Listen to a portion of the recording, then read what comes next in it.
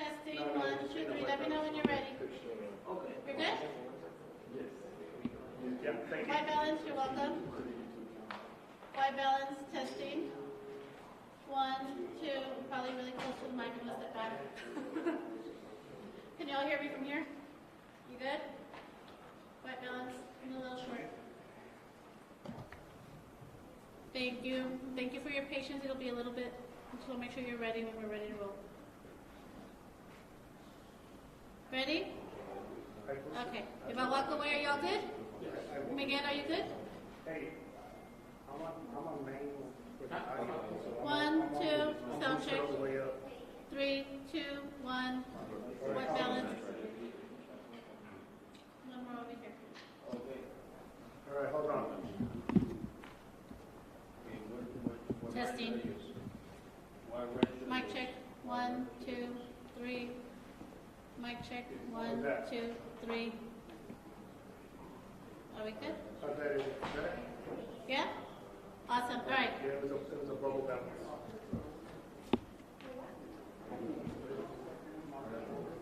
Okay, then let me.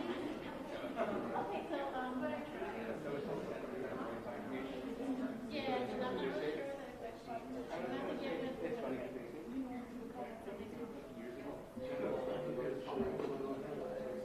okay. Back here? Back here in front. Right here?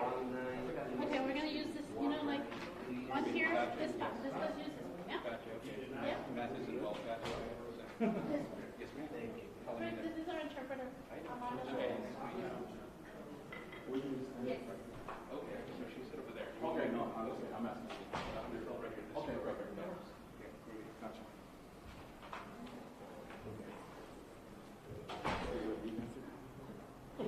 So, all right, correct.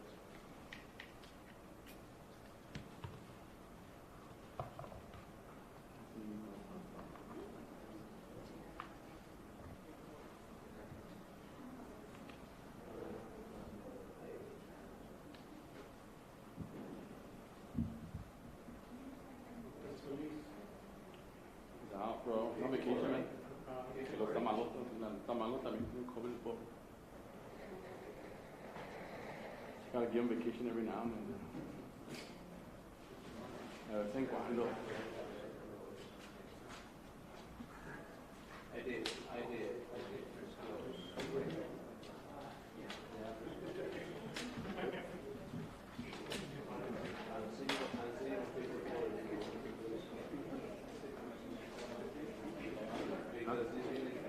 No, I mean, charging the girl.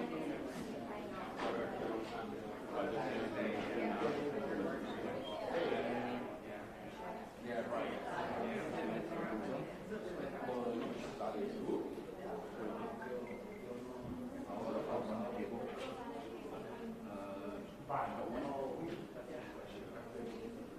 Yeah. You want to do wireless? Okay. Okay.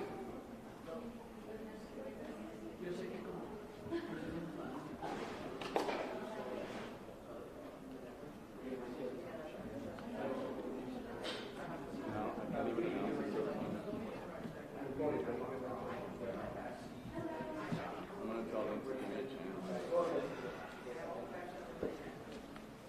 So mic check 1 2 1 2 3 4 5. Mic check test. Mic check 1 2. Okay.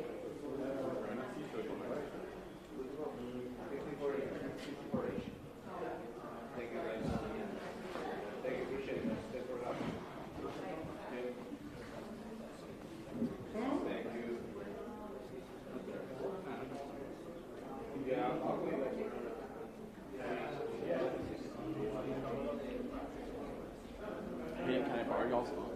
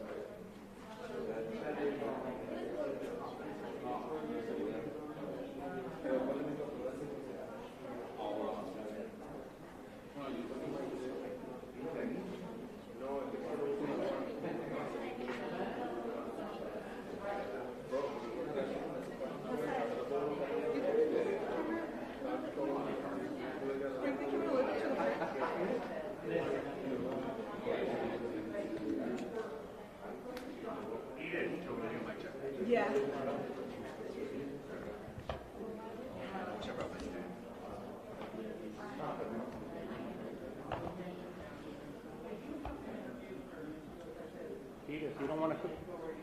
Okay, sure it's all. We'll see it. I think it's my cable. Well, Do you need another cable? I'm borrowing his.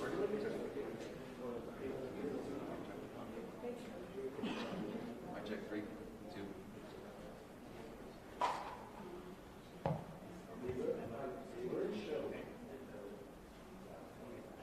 Paris, am I picking up? Am I picking up? Okay.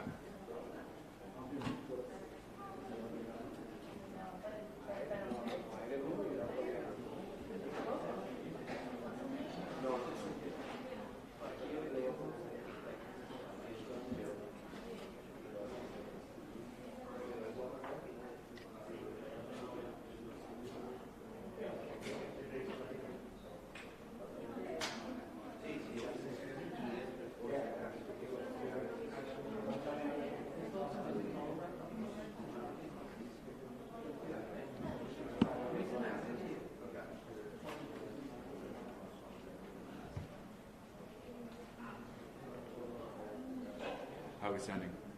Okay, very good. You need a white balance? Yeah, okay.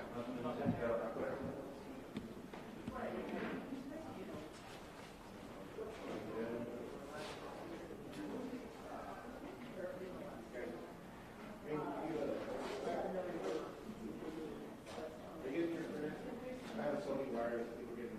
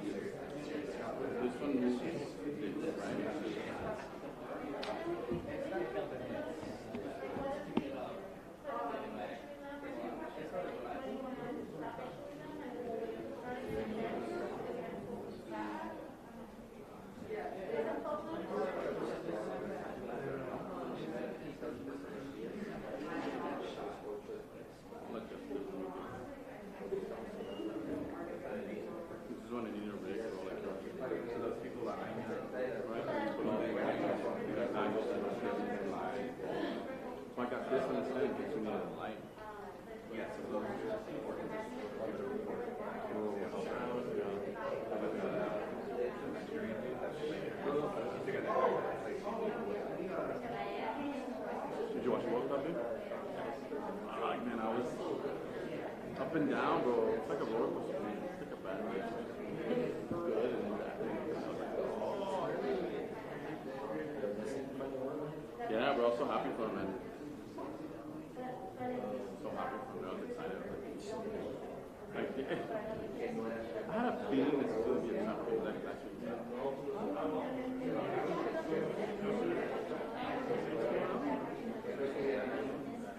always, right?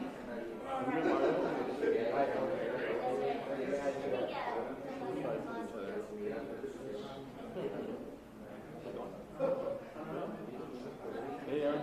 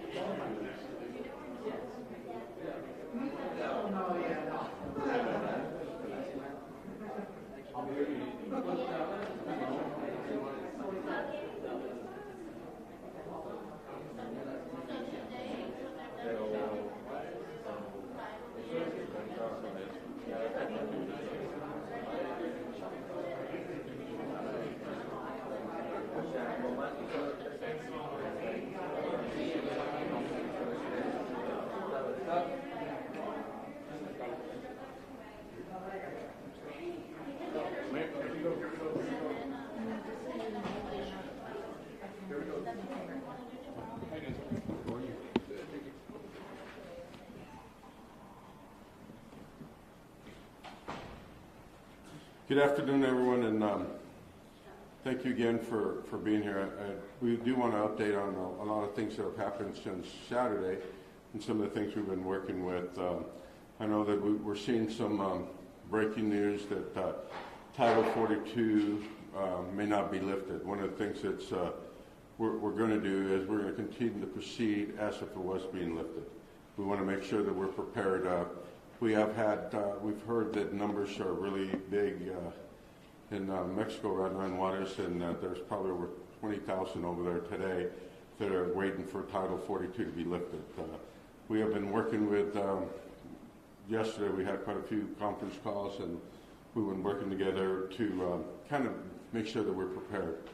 The Red Cross has come into El Paso and has brought 10,000 cots to make sure that we are ready. They'll have personnel that will assist us in making sure we have blankets, clothing, and food and medical. So that's something that's important. At this point, like I said, we will continue to be prepared for whatever is coming through. We did activate this facility so we can have a joint facility, of course, with the county. One of the things we're working together to, as the federal government has been really good to El Paso, to be honest with you. I know that we've heard some comments that the federal government had not been working with us. The federal government has been working with us. The federal government has given us resources of $6 million the other day up front, and we do expect that money to be in our bank account sometime this week. So the federal government was the one that,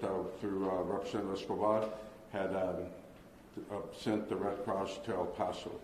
So everything that we need has been done through teamwork. Senator Blanco has been working with the governor's office to make sure that we get resources that we've asked for. And we're going to have Chief D'Agostino kind of go over some of the resources we've been asking for. And of course, the county judge through their processing center and some of the things that he's working with today. I'm going to step away in a minute and kind of let him go over some of the things. We both have gotten different amount of money from the federal government. It's quite a lot for El Paso, and we're putting the money together to make sure that we get double the resources that we need today. So I'm going to allow our good partner, and like I said, it's been an incredible partnership, and they'll continue to be, as Judge Samaniego. Thank you. So this is Ricardo Samaniego, El Paso County Judge, and Mayor, thank you. And I guess one of the things that's really important is that we've been doing this for 4 years, and what we're needing now, obviously, is resources. I think we are very confident, the county and the city and everything that we're doing, from the busing to helping the NGOs, A lot of the money that we're using is to help NGOs be successful and to continue to be able to address the situation at hand. And I want to emphasize that I too believe that we have to act as if Title 42 has been lifted, because that will help us pull all our resources of the great relationship that we're having with Red Cross. I'm very fortunate to work with Congresswoman Escobar. A lot of things did happen when the mayor and myself were able to meet with Secretary Mayorkas, and a lot of things began to take place. So the federal government has stepped in, requesting things from the state as well, and we'll be waiting for those things. But once again, I can tell you that the name of the game right now, and we're very good at this, is minimizing. We're very good at what we do. We're probably one of the best in the border of how we come together, how we collaborate, and we'll minimize. And I want the community to feel that whatever happens, that we've got a lot of things going on, a lot of transportation, a lot of reinforces. So once again, the community, we want you to feel confident that we'll figure things out. It's not sustainable sometimes, but every time that something backs up on us, we're ready to take control of that situation. So we ask for your support, we ask for your volunteerism, and we just have a lot of NGOs, the diocese, everybody coming together. Feel very confident this time that we'll be able to handle it, and we will do it as if it's being lifted, because we can no longer be having that shadow over us, waiting for that to happen. The media, thank you. You guys have done an amazing job of communicating to all our community, and we thank you for that. And we'll now go to some of the more specific things that are happening with the city and the county. Thank you. Thank you, Judge. And I know that some of the questions that have been going around is what facilities in the city are we using. I can tell you right now that no facility in the city will be taken off our consideration. So we'll continue to do that. And the city manager today and our legal team is continuing to work with EPISD. I know we've had a lot of requests about using some of the schools that have been sold. So that's an option, and that's an option that we'll continue to look at. Like I said, one of the things that was really important on Saturday when we talked about that anytime we felt that it was not safe for the asylum seekers or anyone in our community, that we were going to call a state of emergency. And with the weather continuing to drop and the numbers continue to rise, we will continue to make sure we become proactive and have shelter in facilities for people to make sure we take them off out of the elements and continue to help them to go to the destination again of their choice. With that, Chief D'Agostino. Yes, sir. Thank you, Mayor. It's Mario D'Agostino. I'm Deputy City Manager here in El Paso. I want to talk about the state resources we requested. So as we talked about last week, we did ask the state for resources. We asked for staffing to assist with possible shelter operations. We asked for staff in law enforcement aspect to help us with security issues. So it's just making sure that everyone's safe, the community remains safe as we're seeing an influx of people coming into the community. It's to protect the migrants themselves who are outside in the streets, to make sure they're not taken advantage of. And our third piece that we asked for was for bus transportation. We've already seen that those requests materialize. We have personnel moving into the city. We have law enforcement assisting already, and the bus transports are here as well. We will continue to work closely with the state and federal government as far as resources we do need. As the mayor and the county judge alluded to, we are working several different directions. And so we're looking to set up mass sheltering. And when we look at that, we're looking for thousands. If we know how many people are already in Juarez waiting to cross, we've seen what our spikes were last week in the 2,500 a day range. You know, we've had a little lull in the last couple of days, but we can only imagine that that's going to continue back up to 2,500 and increase from there. So we will not be starting, even with the talks of Title 42's possibility and maybe getting it rolling as early as Wednesday morning, we're still going to move forward with our planning and with our setting up of facilities. We are looking at several facilities to include city, county facilities, also private warehouses and school district facilities as well. So we're not going to leave anything unscathed. We're going to do everything we can to make sure we have enough space if we start seeing those record numbers. I'm going to let Chief Rodriguez from the Office of Emergency Management talk about the Emergency Operations Center activation. Thank you. Jorge Rodriguez, I'm the Emergency Management Coordinator for the Office of Emergency Management and also the Incident Commander for this incident. So we activated our Emergency Operations Center this morning at 10 o'clock. Primary reason for the activation was to coordinate all of our response efforts across the city, the county, our local NGOs, our local, state, and federal support agencies that are coming in to assist. This is going to allow us to centralize all our command and control efforts across all these different agencies. It'll allow us to set priorities for critical resources coming in and to have a single point of ordering for all NGOs, anyone that's in need of assistance. We're going to centralize all that through the Emergency Operations Center. And then lastly, and most importantly, is to have a unified effort across all of our agencies in response to this incident. So I'll leave it there and turn it back to for questions. Thank you.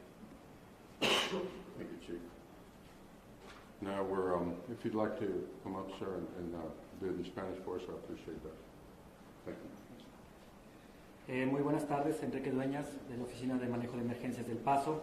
Como decía el subdirector de Agostino y el jefe Rodríguez, se solicitaron recursos al gobierno del Estado, principalmente staff para seguridad pública, para establecer operaciones de albergue y esto para poder ayudar a mantener segura la comunidad y a los migrantes mismos durante su paso por la región. También se pidió ayuda para el tema de traslados. Ya tenemos el personal de seguridad pública aquí en la ciudad, se está empezando a recibir este apoyo y los autobuses también ya están llegando a la ciudad del Paso. Y también, como le decía el alcalde y el juez, están buscando varios caminos para poder estar preparados independientemente de lo que suceda esta semana, para poder estar así preparados en cualquier cosa que suceda con el título 42. Y como se había mencionado antes, esto ya incluye operaciones para albergar a miles de personas en caso de que la situación llegue a requerirlo. Y se está considerando varias instalaciones, los cuales incluyen instalaciones del condado, instalaciones de la ciudad del Paso, instalaciones del distrito escolar e incluso algunas de iniciativa privada. También ya el día de hoy se inició operaciones en el Centro de Operaciones de Emergencia, esto para poder unificar los esfuerzos entre los niveles de gobierno, que son condado, ciudad, estado y federación, y también poder tener un punto único de contacto con las organizaciones no gubernamentales y centralizar todos estos esfuerzos para poder coordinarnos de mejor manera. Gracias. Thank you again. Gracias. We're going to open up for some questioning. Mayor, can you speak to the arrival of hundreds of National Guard from the Texas Military Office? You know, Chief, one of the things we are asked, come on, Chief, so you can kind of talk about what. Very good. So as we talked about, we did request resources from the state. The state is preparing resources. They are relocating them to El Paso. They're not activated anything other than security. So at this time, it's for the what-ifs. So we were already talking about looking at several facilities, about getting our shelter capabilities up to 5,000. Well, we know there's more. And if we can't get the transportation piece kept up and in pace, then our shelters are going to continue to fill.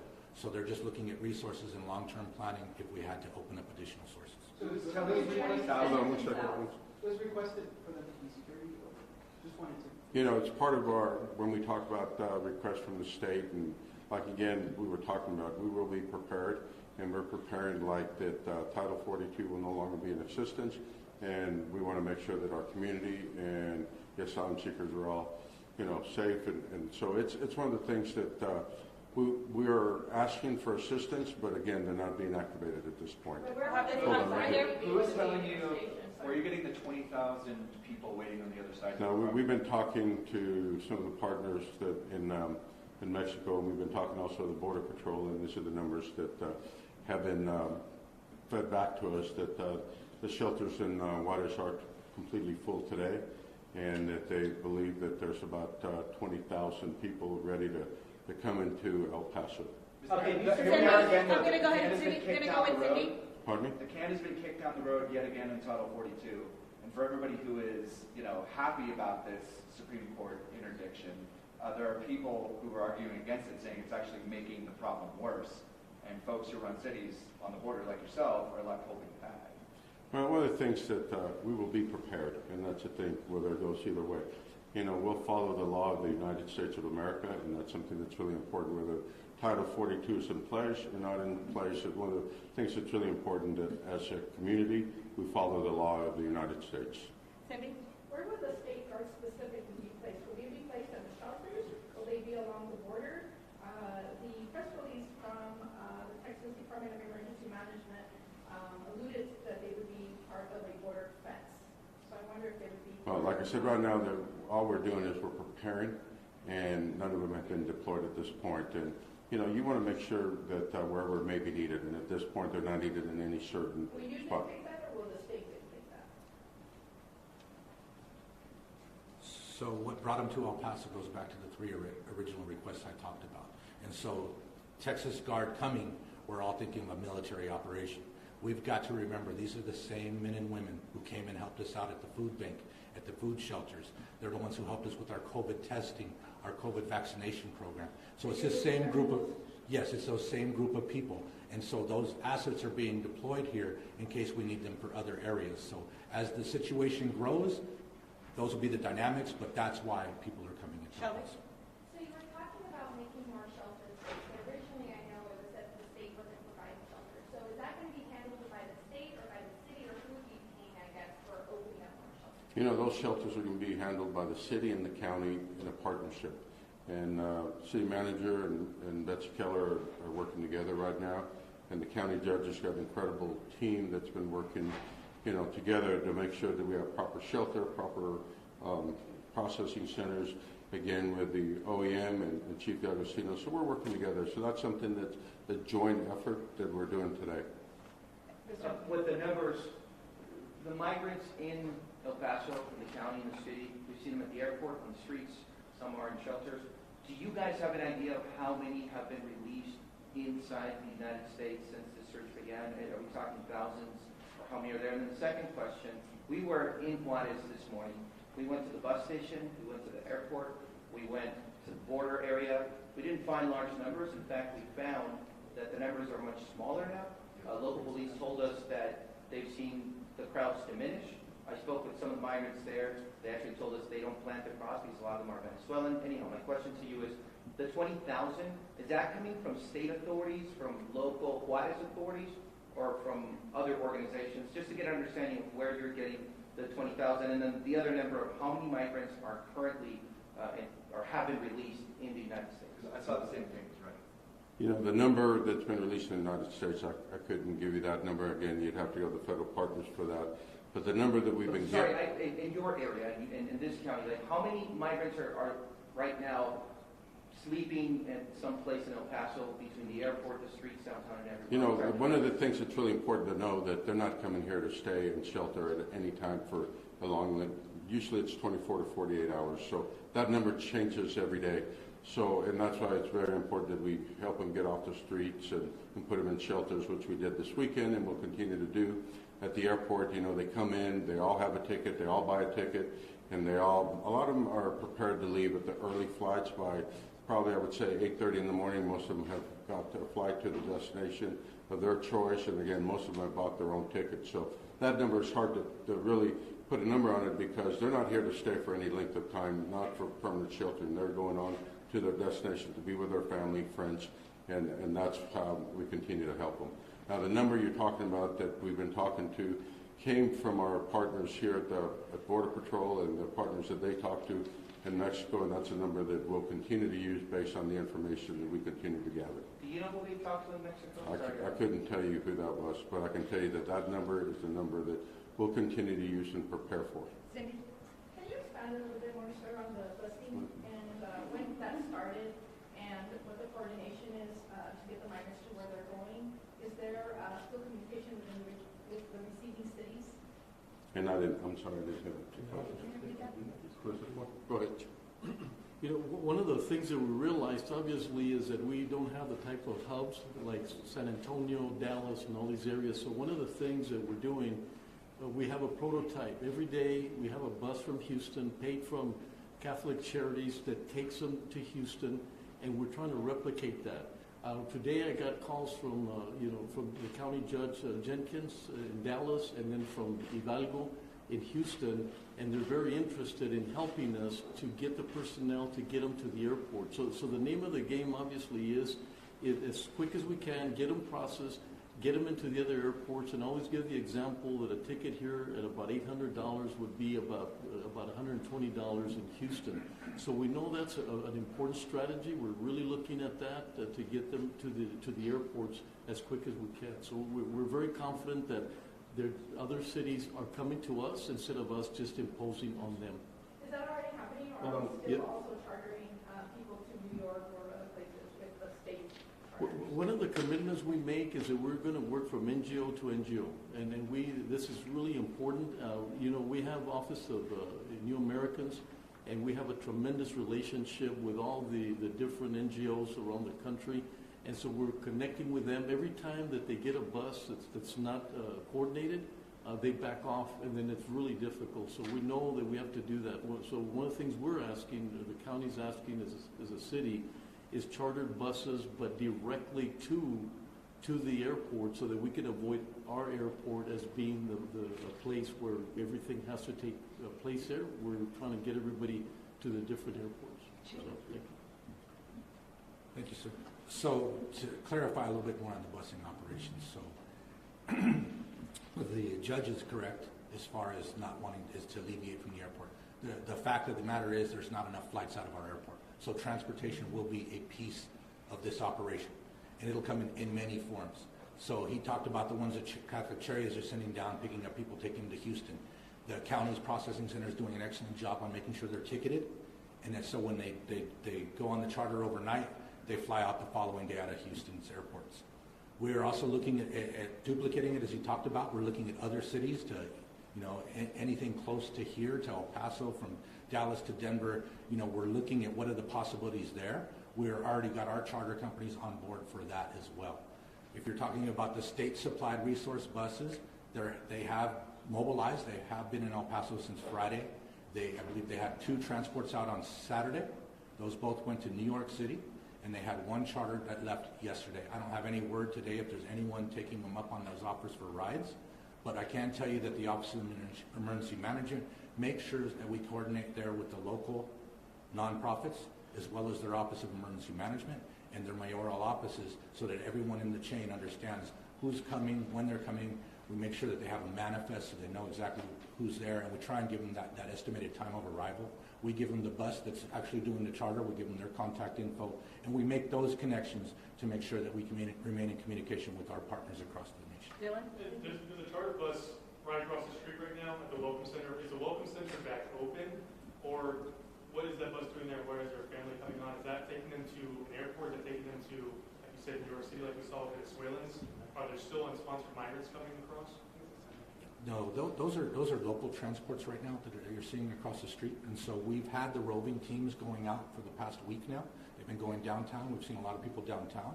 We've been going out and picking up those who couldn't get their shelter, their tickets out of town same day. We pick them up. We take them into a hotel shelter, as we have been doing. We're taking them there. Then we bring them back over here into the following day, and we actually help them process their tickets so they can get on their way. They have the funds. They have the means. We're just making sure they have the connections. They're staging here, and then those buses you see will transport them to the airport or bus terminal as their flights leave. Shelley? We spoke with the city rep-elect for City Council today, and he said that the city was going to be activating the convention center as shelter today. Is that happening today? Is that just one of the options, like we're saying, as long as like the schools and city, county? Is the convention center getting open with that? We're preparing any facility within the city, and we want to make sure we're ready based on the numbers we believe is coming. We're hoping that this gentleman that asked a question a minute ago and told us that he's seen lower numbers. So, hopefully that's not what happened. But we're going to prepare for big numbers, so no city facility will be off the table that we're going to use. Are we preparing to make sure they're all going to be ready? Absolutely. As you can see, that Wednesday will be here pretty quick, and we want to make sure that whatever Wednesday brings, the city of El Paso is ready, and that our citizens and our visitors are completely safe. In the downtown area right now, migrants don't seem interested in the free ride to New York City. Are there going to be any other city destinations opening up, like that free ride aside from New York or Chicago? That is a state operation, and so they are transporting to 4 cities. It's Washington, D.C., Philadelphia, New York, and Chicago. We're in communications with the state, seeing if we can bring on more locations. We'd like to take what the county's been doing. We'd like to take some of the charters we've done initially, where we're sending them to other NGOs so they can get flights out of town, and we'd like to replicate that. And so those buses are resources that we might have to put into action on that front as the numbers continue to climb. Una pregunta para el alcalde. ¿Nos podría decir en español para nuestra audiencia hispana cuál es el número de los migrantes que están esperando en Juárez, si es que se llega a levantar el grupo entre ellos? Sí, el número que nos dieron, estamos pensando que es 20,000. Y es una cosa que nos vamos a preparar y estar listo cuando vienen. Y si el número está menos, es mejor, pero vamos a estar listos para que no, cualquier es el número y cuando vienen vamos a estar listos. Y por segundo, las tropas nacionales, un tipo de la Guardia Nacional, ¿nos puede mencionar algo en español? Lo que dijimos ahorita, sí, lo hicimos, pero sí, lo que estamos ahorita haciendo es que el Title 42 no sabemos que se va a quedar o no se va a quedar, y lo que estamos haciendo aquí nos vamos a preparar. Y en el sábado hicimos el state of emergency para estar preparado, para estar listo, para la ciudad estar listo, y que todos que vienen aquí en el Paso los están tratados con respeto. Y es una cosa que es muy importante con nosotros, y estamos trabajando que nadie duerme en las calles y les ayudamos cuando están listos para ir donde si van al aeropuerto, si van con los autobuses, no importa, vamos a estar listos y a darles lo que necesitan. Are you all experiencing any difficulty with transportation logistics because of the holidays? Do you anticipate that getting tougher as Christmas and New Year come? And that's one of the things we're looking at. As you know, that the closer you get to the holidays, you'll see that airlines, buses, and all become full, and the tickets not only are not as plentiful, but they become very expensive. And all these people have their money, and they're paying for their tickets. So, as the county judge talked about, that they're talking to other NGOs, other airports, and they're transporting where they can go out of larger hubs that maybe it'd be cheaper for them to be able to get that type of transportation, because we all know that during the holidays, the flights are full and the airports are full. Do you have an idea of the estimated cost to provide transportation, food, clothing, shelter to the migrants on a daily basis? So how much is it costing El Paso to offer the help to these asylum seekers everywhere? Now, one of the things that's really important, you say El Paso. El Paso is being funded by the federal government, and it's not costing the El Paso taxpayers any money. And we do have federal funding. We did get $6 million upfront money to be able to help the federal government. This is not an El Paso, it's really more of a federal issue, and it's all of the United States, and we're all working together. We're doing the job to help the federal government, but it's not an El Paso expense. One of the things that we will do is to make sure we use the money. I know the county's gotten money from the federal government, and we'll continue to make sure that, you talk about what's it costing. Well, if we have 100 people here or 5,000 people here, the cost will be different. If we arrange transportation for one bus or one flight or 20 or 30, that will be different. And of course, food comes the same way depending on the people. But that's what we're preparing for, and make sure that we have plenty for everybody. I guess the question should have been, how much money is necessary to provide what's needed for the asylum seekers in this area on a daily basis, or from what you've seen these last 7 days? How much is needed? Tens of thousands of dollars per day? Well, it's thousands and thousands of dollars needed, and I said it, and I'll say it again. Right now, what we're looking at is a Band-Aid to a bigger problem, and it's something that the federal government will have to work out, because we can't continue to go at this rate and continue to have thousands and thousands of people and have hundreds of thousands, millions of dollars, because at the end of the day, this is strictly a Band-Aid for something that's bigger than El Paso, and in my opinion, it's bigger than the U.S. They're going to have to work with the UN and other countries around the world to come with an answer to this. Has that $6 million been delivered yet? Pardon? The upfront funding, the $6 million, has it been delivered to the city, or we're still waiting for it? And I said a few minutes ago that money we're hoping to have in the city within this week alone. We got $2 million up front, and we've already received that. and we've gotten reimbursed for 3.7 million of the money we asked for the other day, and both the 6 million and 3.7 we're hoping to be in the account for the city. I know that the judge can talk about the money they've requested. I think all your money's already been given to you. Yeah, we were able to get the funding of what was owed as well as what we thought we were going to need for this quarter, and ours was 6.3. So that'll give you the question that was asked. In our case, it's about what we're looking at is almost the 6 million, and again, we'd want to do that for the next quarter to us that kind of money. It's not a guarantee, but we're working with what we have. Everything that we talk about, every time we expand, it's within our budget. We actually have $3 million more that were left, that we got an extension from Secretary Mayorkas.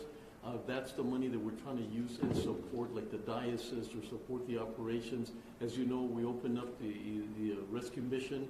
We're working with also with the Opportunity Center.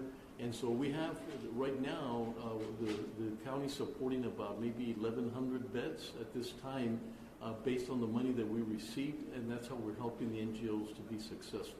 Mayor, the disaster declaration stands for now, but it also has to be ratified by the full vote of council. When will that happen, and do you anticipate that you'll have the votes necessary? Well, I think it's important to know that I can renew it every 7 days. And when we do ratify it through council, it's a 30-day extension of it. And being that we just had an election, being that the holidays are coming, we got to look and see what's best. But we will always be able to renew it on an every 7-day basis if need be. And but we do have a meeting scheduled for Friday that we may try to include it into that, as we have to ratify the count of the election. Canvassing of the votes. She knew what she meant. Just as a follow-up, has the Attorney General's office contacted you all about this issue with the nonprofits that Governor Adams was alluding to last week? Yeah, and I'll give you the same answer that I gave you Saturday, that right now these are allegations that this has been going on, but one of the things that's really important is we continue to work with all our partners. Thank you all. Thank you.